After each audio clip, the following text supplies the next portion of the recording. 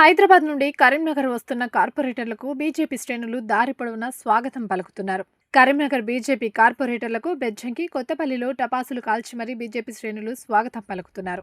రాష్ట్ర ఎన్నికల సంఘం ఆదేశాల మేరకు నేడు జరగనున్న municipal corporation mayor, deputy mayor మరియు మున్సిపాలిటీల చైర్మన్, వైస్ చైర్మన్ పదవుల పరోక్ష ఎన్నికల కోసం కరీంనగర్ పోలీస్ కమిషనరేట్ సర్వం సిద్ధమైంది.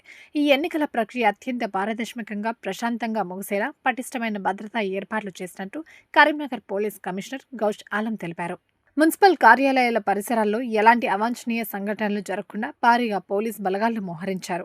కమిషనరేట్ పరిధిలో శాంతి భద్రతల పరిరక్షణ కోసం ఇప్పటికే బిఎన్ఎస్ఎస్ సెక్షన్ 163 కింద నిషేధాజ్ఞలు జారీ చేశారు. ఇవి ఫిబ్రవరి 16న ఉదయం 6 గంటల నుంచి ఫిబ్రవరి 15న ఉదయం 6 గంటల వరకు అమల్లో ఉంటాయి. ఎన్నికలు జరిగే కేంద్రాల వద్ద సీసీటీవీ కెమెరాల ద్వారా నిరంతరం నిఘా ఉంచడంతో పాటు మున్సిపల్ కార్యాలయాల సమీపంలో గుమ్మికూటంపై నిషేధం విధించారు.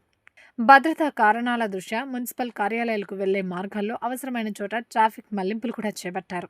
ఎన్నికల నియమావళిని ప్రతి ఒక్కరూ గౌరవించాలని, చట్టాన్ని అతిక్రమించే వారిపై కఠిన చర్యలు తీసుకోవడం జరుగుతుందని, ప్రజలు, రాజకీయ పార్టీల ప్రతినిధులు పోలీసులకు సహకరించాలని, ఎన్నికలు ప్రశాంతంగా జరిగేలా చూడాలని సిపి ఘోష్ కోరారు.